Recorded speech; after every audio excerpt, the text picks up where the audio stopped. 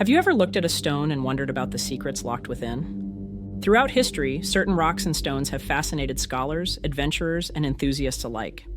These mysterious formations, etched with mysterious carvings or possessing unusual properties, stand as silent witnesses to civilizations past and puzzles unsolved. Imagine discovering a pair of intriguing pillars near Aberdeen, Scotland in the 19th century, or stumbling upon a stone that might predate the solar system itself. These remarkable stones, scattered across the globe, offer us tantalizing glimpses into lost civilizations, ancient beliefs, and maybe even connections to worlds beyond our own. Join us as we uncover the strange rocks and stones that have not only helped shape human history, but continue to captivate our imaginations with their stories. Welcome to Fireside Unsolved, Episode 85, Strange Rocks and Stones Throughout History.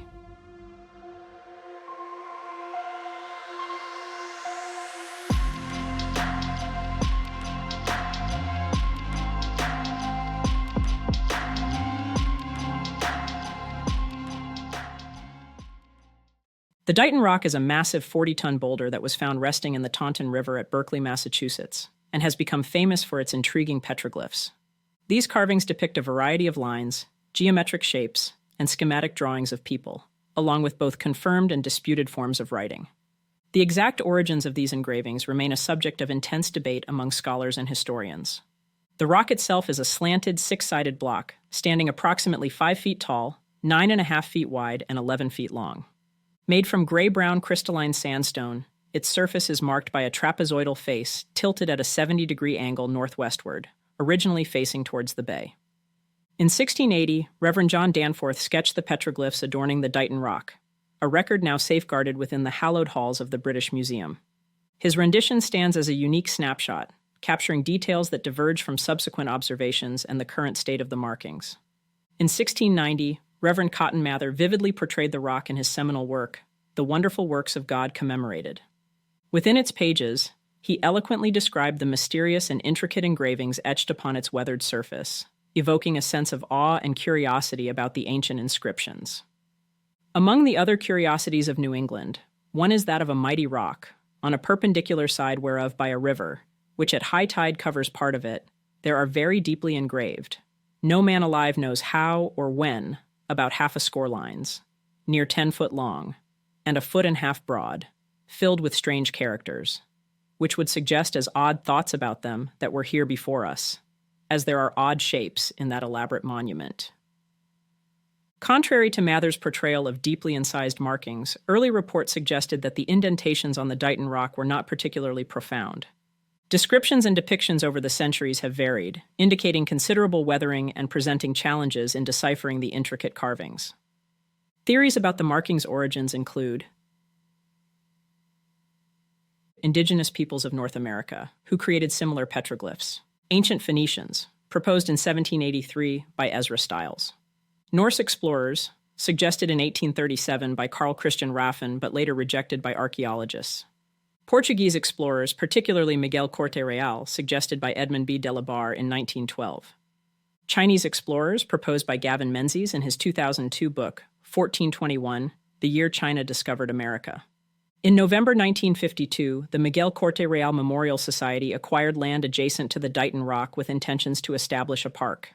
However, a year prior, in 1951, the Massachusetts legislature intervened by expropriating the land for state park purposes. By 1963, efforts to preserve the rock led to its removal from the riverbed and relocation to a museum within Dighton Rock State Park. Recognizing its historical significance, the site was formally listed on the National Register of Historic Places in 1971.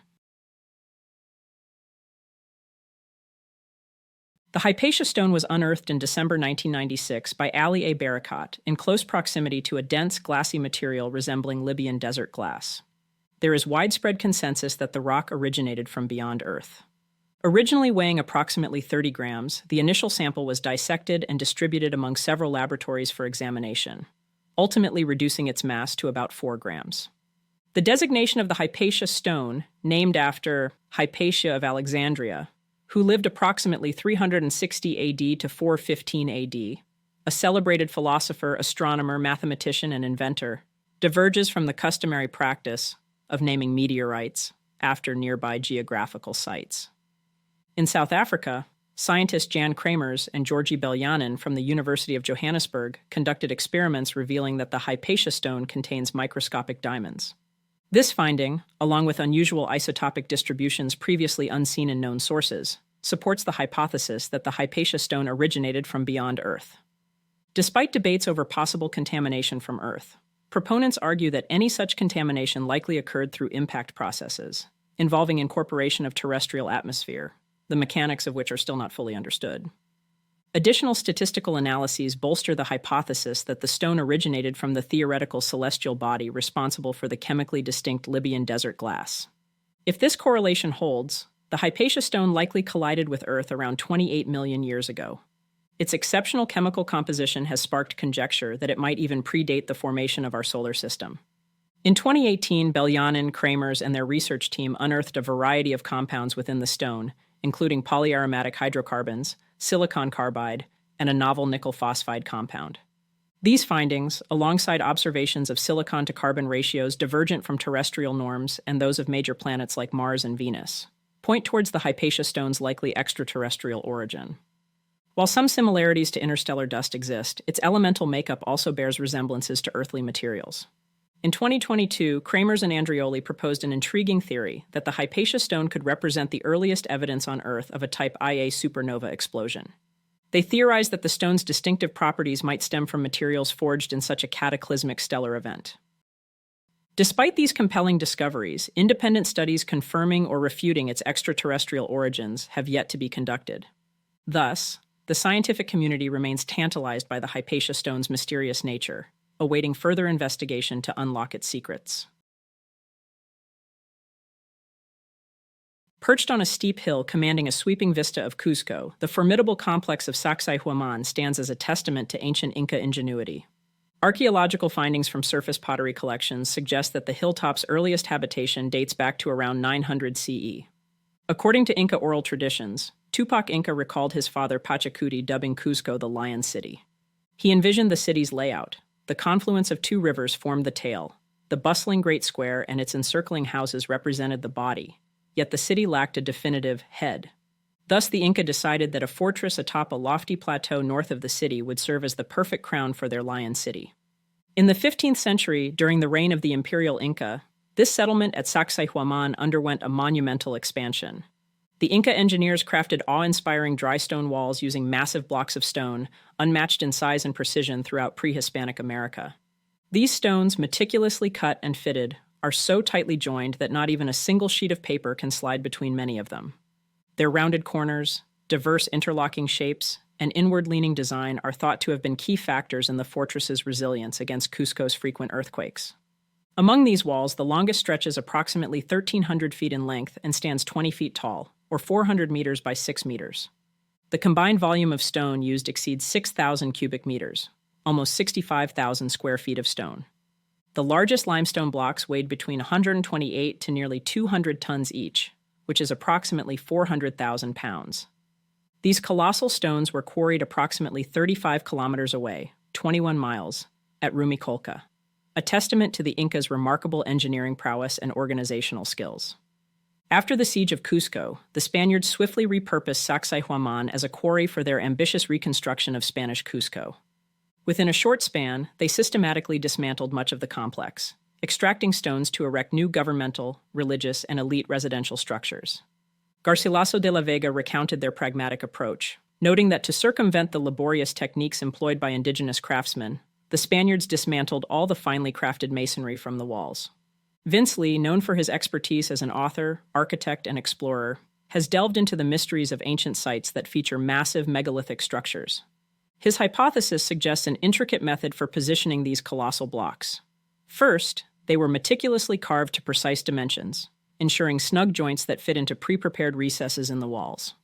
According to Lee's theory, the process involved towing the blocks up inclined ramps and positioning them atop stacks of logs. Gradually removing the logs one by one allowed the stones to be carefully lowered into place. Although experimental trials on a smaller scale yielded mixed results, Lee posits that the Incas likely possessed the capability to hoist stones back up to rectify any imperfect joints initially made. Lee's investigations extended to nearby Ollantaytambo, where further experiments in towing megalithic stones encountered varying degrees of success. Notably, Their attempt to lower a 1-ton stone down a mountain ended in loss of control, highlighting the necessity for meticulous control during such operations. Conversely, they achieved success in moving a nearly 10-ton stone on cobblestones, employing a coordinated effort of over 100 individuals pulling on numerous ropes, complemented by a dozen pushing from behind. These endeavors shed light on the ingenuity and challenges involved in the ancient Inca techniques for handling and placing monumental stone blocks. The Inca civilization left an indelible mark with a sprawling road network spanning 25,000 kilometers or 15,500 miles, incorporating paved stone routes. Despite numerous attempts, modern experiments to transport large megaliths have yet to fully replicate the remarkable feats witnessed by Pedro Chiesa de Leon in the 16th century.